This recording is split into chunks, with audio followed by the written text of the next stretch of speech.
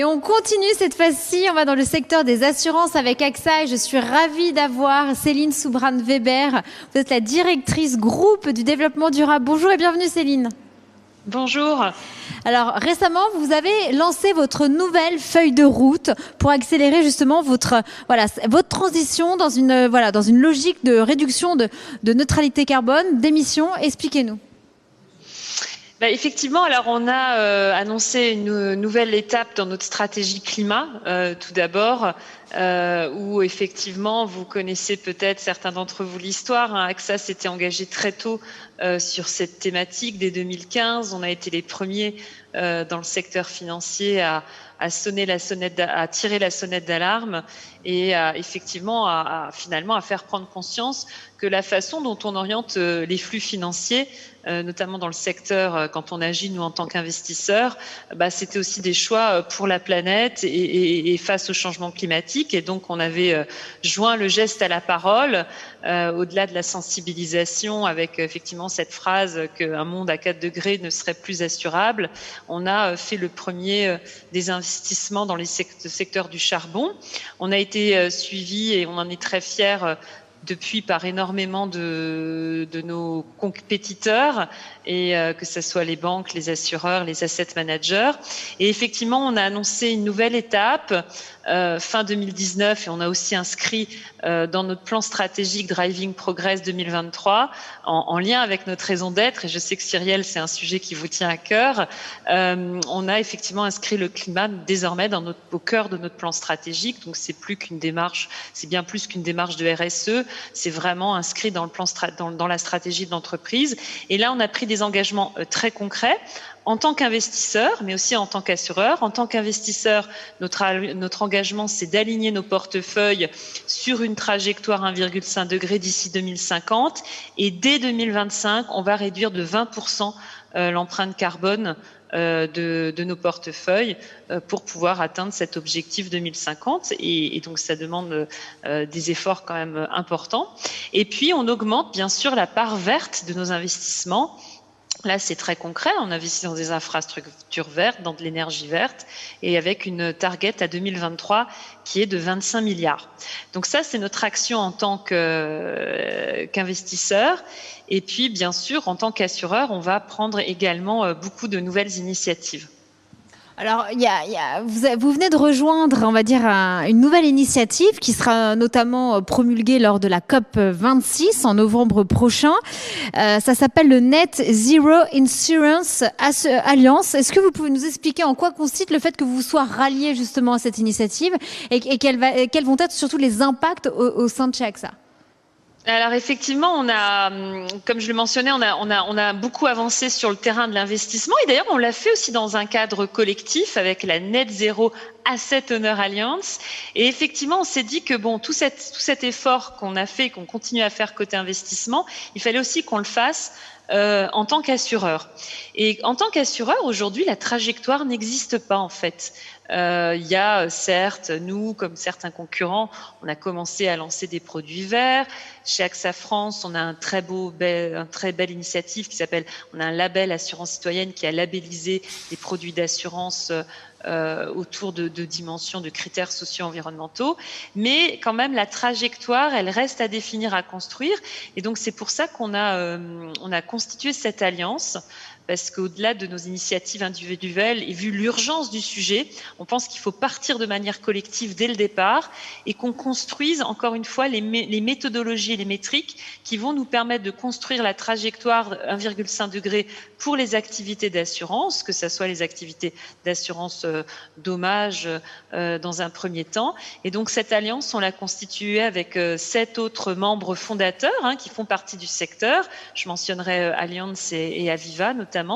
Et donc, ça se fait sous l'égide des Nations Unies et de ce qu'on appelle les UNPSI, les principes pour l'assurance responsable portés par la structure des Nations Unies. Et un peu en miroir de ce qu'on a fait avec la Net Zero Asset Owner Alliance, on va définir un cadre commun et effectivement, au-delà de l'annonce qui a été faite lors de la Journée de la Terre au mois d'avril dernier, en marge du sommet des US et du retour des US dans les accords de Paris. L'idée, c'est qu'on puisse aboutir à des engagements concrets pour l'ensemble du secteur, effectivement à Glasgow, lors de la COP26. Et je crois qu'également le mois dernier, vous avez dévoilé l'indice AXA pour le progrès. C'est un outil qui permet notamment de mesurer les progrès et son impact à travers notamment 7 indicateurs axés sur la durabilité. Justement, comment cet index va concrètement permettre de rendre les raisons d'être d'investisseurs, assurances et entreprises concrètes et opérantes? Alors effectivement, une fois qu'on a défini notre raison d'être, effectivement, on évoquait ensemble nos initiatives. Je pense aussi aujourd'hui qu'il faut montrer qu'on a un plan d'action avec des objectifs chiffrés, des résultats à atteindre. Et effectivement, ça, c'est vraiment pour nous la mise en œuvre de notre raison d'être. C'est comment on se fixe des objectifs très concrets et là encore une feuille de route claire aussi pour l'ensemble des collaborateurs de l'entreprise. Donc effectivement, cet indice AXA pour le progrès, AXA for Progress Index en anglais, parce qu'on on est un groupe international.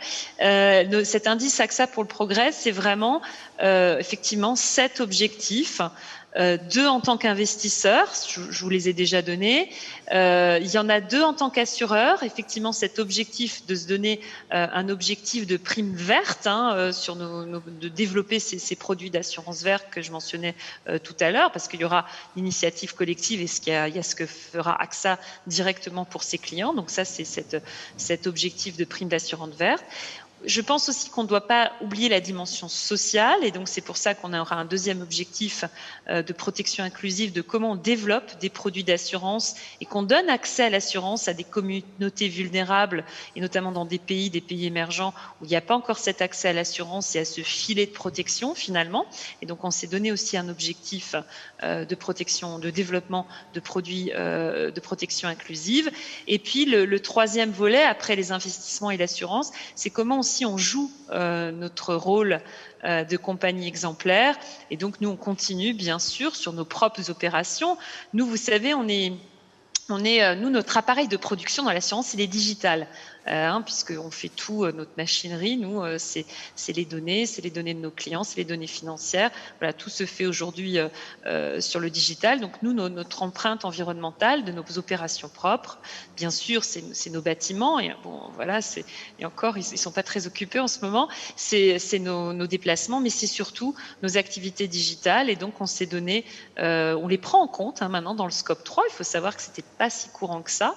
Que ce soit dans notre secteur ou d'autres, d'avoir tout le scope 3 des activités digitales. Et chez nous, il est considérable, puisque c'est là qu'il y a notre empreinte environnementale principale, et en plus accrue par la crise et le télétravail. Et donc, on va réduire de 20% cette empreinte environnementale de nos opérations en propre. On va compenser carbone, bien sûr, les émissions CO2 restantes. Et donc ça, c'est le 6e engagement de l'AXA for Progress Index. Donc de vraiment agir aussi sur cette empreinte environnementale interne. Et puis, il y a un dernier objectif aussi pour embarquer nos salariés. Et bien justement, c'est la dernière question. Il nous reste un peu moins d'1 minute 30. C'est comment on embarque justement ces salariés en interne pour qu'ils deviennent des fervents ambassadeurs, justement? Et ben effectivement, ça c'est un des 7 objectifs aussi de cet AXA for Progress Index, c'est de faire en sorte que tous nos collaborateurs se forment sur les enjeux du changement climatique. L'idée, c'est vraiment de se dire aujourd'hui, le changement climatique, c'est pas juste un point de vue sur le monde, ou c'est pas effectivement un phénomène scientifique à comprendre et à acquérir. C'est aussi une expertise professionnelle à développer, à intégrer dans sa pratique professionnelle. Et donc, nous, on va proposer à l'ensemble de nos collaborateurs une formation sur les enjeux de climat, de transition, comment ils s'appliquent à l'assurance pour pouvoir innover, trouver les solutions, changer nos pratiques. Et donc, l'idée, c'est de donner accès à 100% de nos collaborateurs. On a 120 000 collaborateurs dans le monde à cette formation dans différentes langues et les embarquer. La dernière chose aussi pour les embarquer qui est importante, c'est que, et à un moment donné, je pense aussi, si on veut être sérieux avec les enjeux de climat et de développement durable quand on est une entreprise, c'est d'intégrer cet effort dans la rémunération. C'est-à-dire que voilà, les collaborateurs ils sont d'ailleurs très volontaires, hein, ils ont envie de s'impliquer dans ces sujets, mais effectivement, il faut qu'ils aient une feuille de route claire, mais aussi que ces efforts soient récompensés, hein, de la même manière qu'ils sont motivés sur des objectifs commerciaux, on les motive dans leur rémunération sur des objectifs climat. Et donc, on a passé le poids de ces critères liés au climat de 10 à 30% de leur rémunération variable. Ça déjà pour 5000 dirigeants et managers, et on va l'étendre bientôt à l'ensemble des salariés. Donc ça, c'est un autre élément clé aussi pour embarquer et fédérer nos équipes. C'est très intéressant. Pour récompenser leurs efforts. C'est très intéressant parce que effectivement, on a entendu, je ne sais plus quelle entreprise, mais effectivement, il y a de plus en plus aujourd'hui d'entreprises qui essayent de motiver forcément d'atteindre ces objectifs de neutralité carbone, en tout cas en termes de réduction, par justement des primes. En tout cas, merci beaucoup pour votre analyse, Céline Soubrane-Weber.